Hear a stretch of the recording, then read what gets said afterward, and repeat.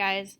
So this is a video to summarize the article Leadership Development Challenges for Women, Women as Leaders. And so this article really gives us more of an understanding of why women have difficulty developing within organizations and conceptualizing the identity work that comes with it. There are a lot of biases that women have to deal with in the workplace as well as culturally, and this is the first obstacle that women face whenever they are developing the leadership identity. Leadership identity is developed in two different ways, and it's kind of what we're going through here in SPA. And one of those is internalizing that leadership identity, just really believing and feeling it. And the second one is developing an elevated sense of purpose. So what we're seeing is that through the development of the leadership identity, there could be positive and negative spirals. The positive spirals that come from it is the validation that leads to higher self-esteem, and it leads to seeking opportunities and practicing leadership, as well as internalizing those leadership identities and taking higher risks. And this is all grounded in achievement. As the more that you're achieving and having those successes, the higher that spiral goes. Well, the opposite happens as well.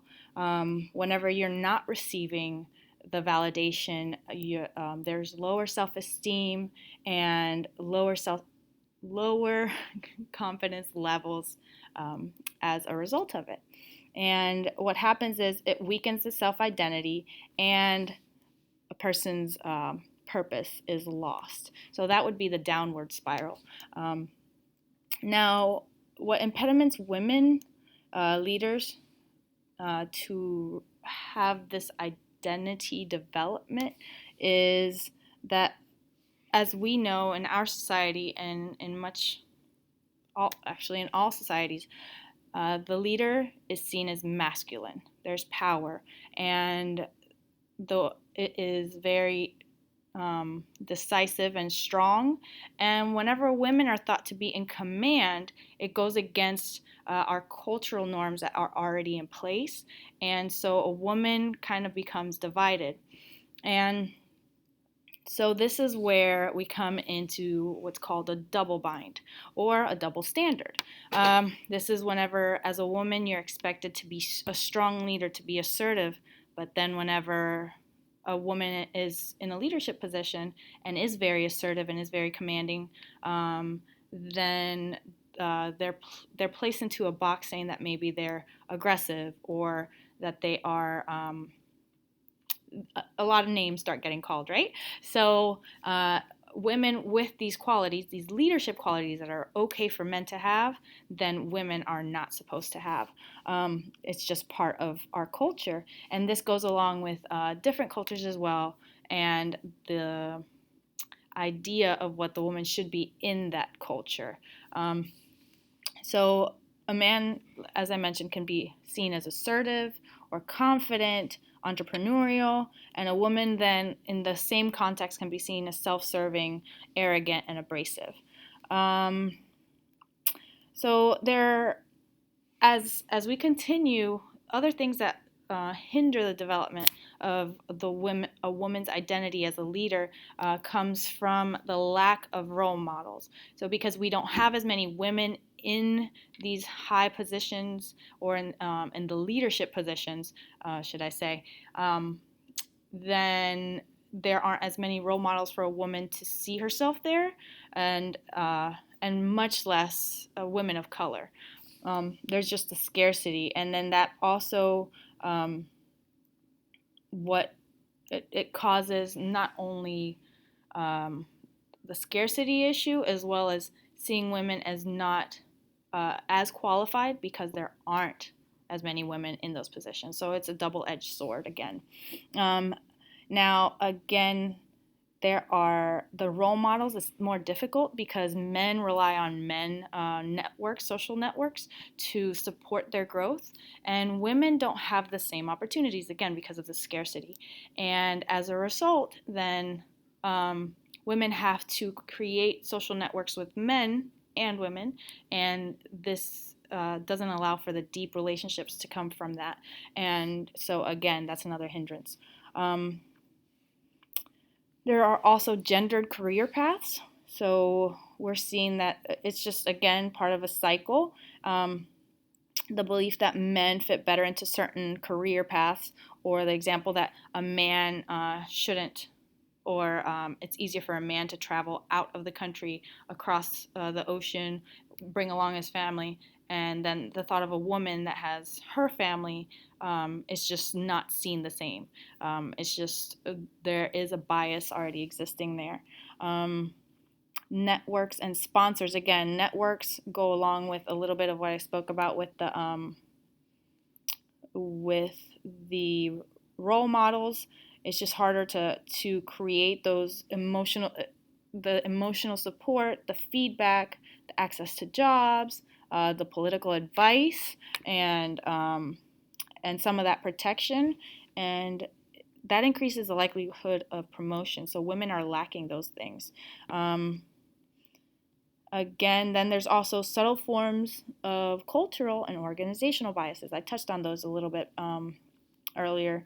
Now, there is something called second generational biases, which are these biases that I've been touching on that exist within organizations and within our culture. So they're already in place within our just our frameworks of thinking, and so that also is part of the problem in developing leadership programs for women.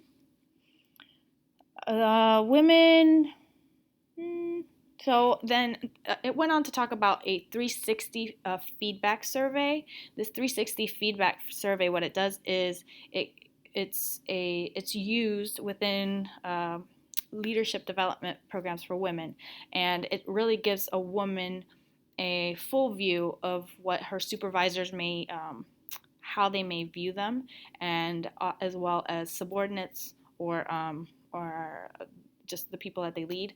And what they found through these is that women do not get the same feedback as men.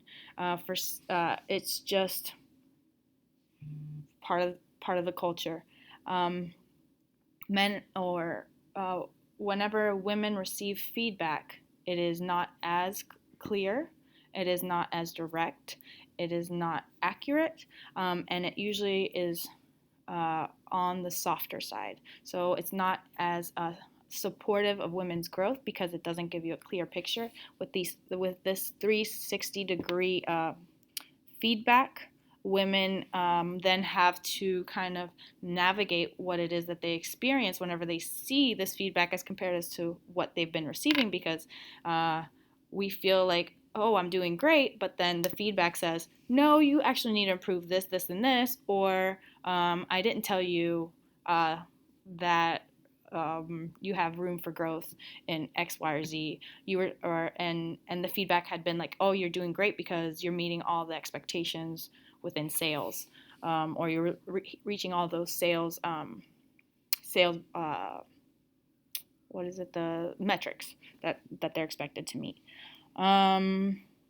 So then also through this the women leadership programs, women are then go through these programs that help support the leadership identity, as well as to how to face the biases that they deal with within the workplace and culturally, and how to have those conversations within their organizations. And this supports women in a number of ways by teaching them how to have the conversations, how to approach the difficulties that they face whenever they are trying to be assertive, and how to go ahead and do those things without feeling like they are having to sacrifice part of who they are. Because women also, what they're finding is women stay in roles that usually do not allow for as much growth because they limit themselves with those fears of being seen a certain way. So women will stay back in roles that are usually supportive instead of taking on leadership roles. Again, they talk about helping with career transitions, negotiations, leading change within the workplace, creating more networks, and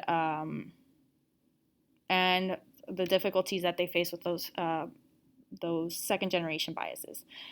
Now, the last thing that was mentioned were the principles to design a women's leadership program, and it's much like SPA.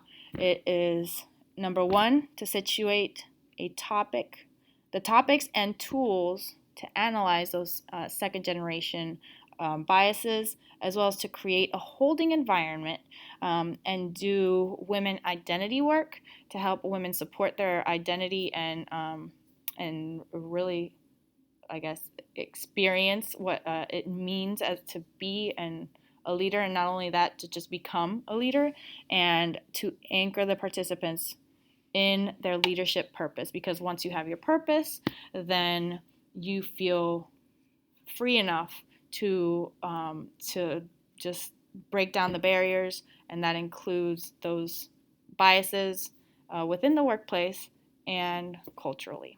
So if you have any questions, please feel free to ask. And yeah, thanks, guys. See you later.